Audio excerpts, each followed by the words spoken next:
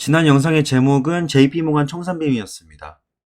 에코프로가 신고가를 찍었고 원칙대로 따랐다면 JP모간은 청산되는 게 맞다 라고 영상을 올렸는데 그 영상은 뭐 이렇게 진지하게 볼 필요가 없었죠. JP모간은 10만원일 때도 공매도를 쳤던 애들입니다.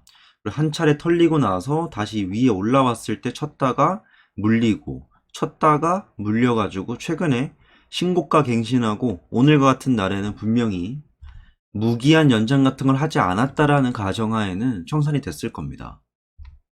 그래서 제 관점에선 JP모간의 물량 정도까지는 강제 청산이 됐을 거고 아마 남아있는 물량이 별로 없을 것이다 라고 추정이 되는데 나머지 메릴 린치, 골드만삭스, 모간 스탠리 이런 애들은 아직 남아있죠. 공매도 잔고 같은 경우는 이틀이 걸려요. 이 거래일이 걸려입니다.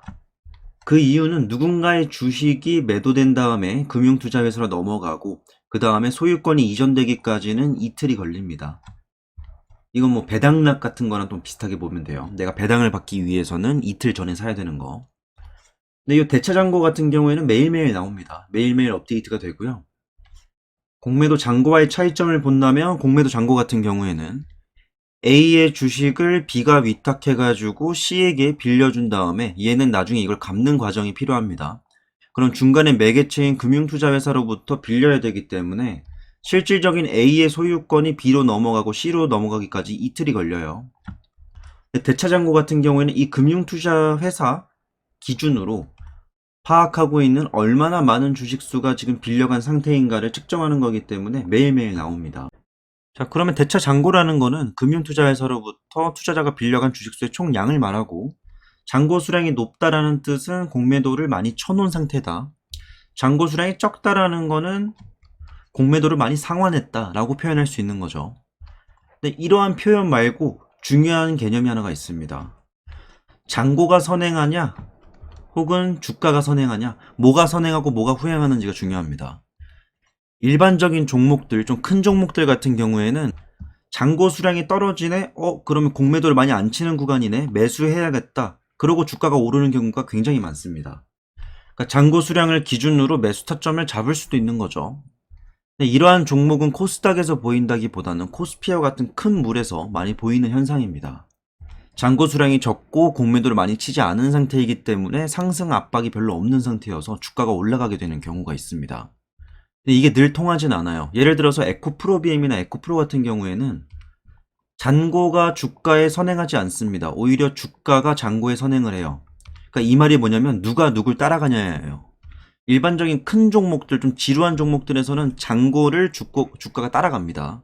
잔고가 낮을 때 주가는 반등하려 하고 있고 잔고가 높아지면 주가는 눌리려 하고 있고 이런 식으로 가는데 에코프로와 같이 이렇게 급등하면서 올라가는 종목들 있죠.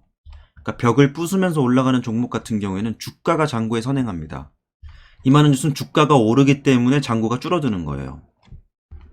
6월 30일과 7월 3일을 보면 월요일날 주가가 급등을 했었죠. 그 과정에서 많은 대차 상환량이 나옵니다. 이걸 보시면 알 수 있다시피 대차 상환량은 높은 상태였는데 주가가 올라가면서 얘를 눌러버린 겁니다. 그래서 어제는 슈팅이 나오지 않았는데도 불구하고 추가적으로 상환이 되었죠. 자, 그래서 결론은 이런 겁니다. 여러분이 만약에 공매도를 치는 사람의 생각을 해볼게요. 그럼 주가가 오르면 오를수록 공매도 더 치는 게 이득이겠죠. 그러니까 일반적으로 투자를 할 때는 싸게 사서 비싸게 팔면 되는 건데 공매도는 반대로 하잖아요. 비싸게 먼저 팔고 싸게 갚는 겁니다.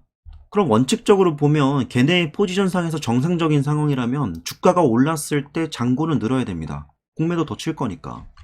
잔고는 늘고 상환은 하지 않겠죠. 상환은 오히려 떨어질 수 있습니다.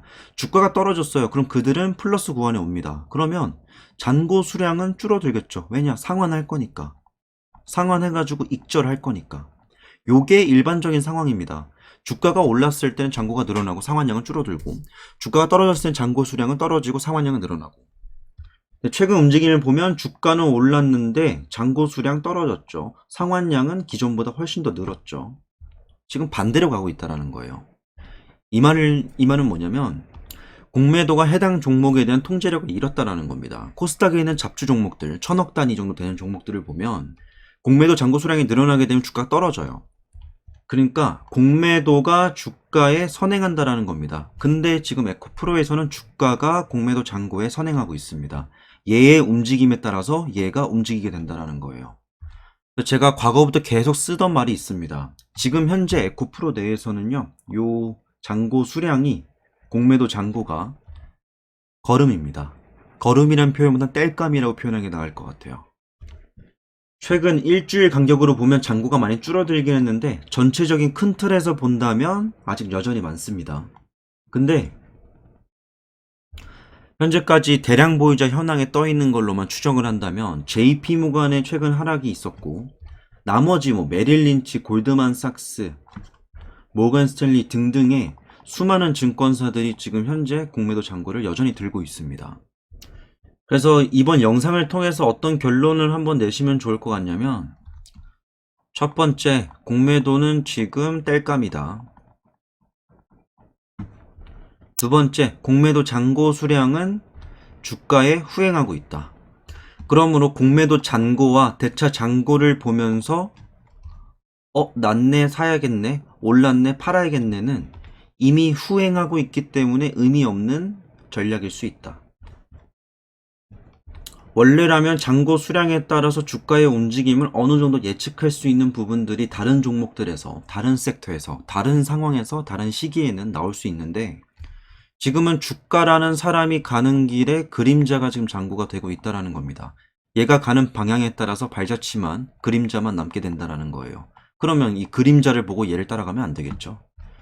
얘를 보고 그림자가 어떻게 될지 볼 수는 있겠지만 이 정도로 생각하시면 될 것 같고요. 공매도나 대체잔고에 대한 이야기는 여기 정도까지만 하면 될 것 같고 이후의 내용들 다시 펀더멘털로 돌아가겠습니다. 오늘의 영상은 여기까지입니다.